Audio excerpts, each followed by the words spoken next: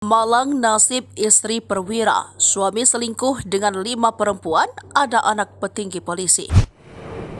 Inilah sosok Anandira Puspita, dokter yang diselingkuhi suami perwira saat hamil anak kedua. Anindira Puspita pun sempat memviralkan perselingkuhan suaminya. Karena itu, Anindira Puspita malah dipenjara dan berpisah dengan anaknya yang masih bayi. Pilu Anindira kini susui anak di penjara.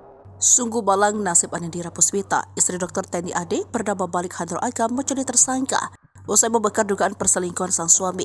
Malik Handro Agam yang disebut-sebut anak petinggi polisi ini diduga selingkuh dari Anindira dengan 5 wanita.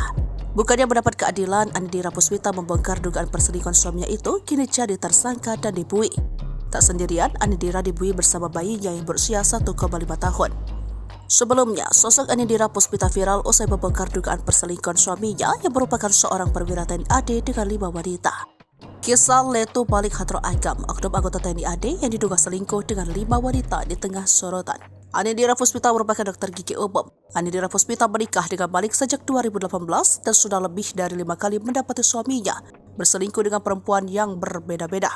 Anindira mengatakan bahwa suaminya tega berselingkuh dengan wanita lain saat dirinya tengah hamil anak kedua. Lebih lanjut, Anindira mengatakan, meski sudah dipindah tugaskan, suaminya itu terus mengulangi kasus yang sama. Ia bahkan pernah bertemu langsung dengan selingkuhan sang suami ketika dirinya berkunjung ke Bali. Sebelumnya dalam unggahannya Instagram Story, @Anindira Puspita, ia membongkar sebuah tingkah buruk suaminya.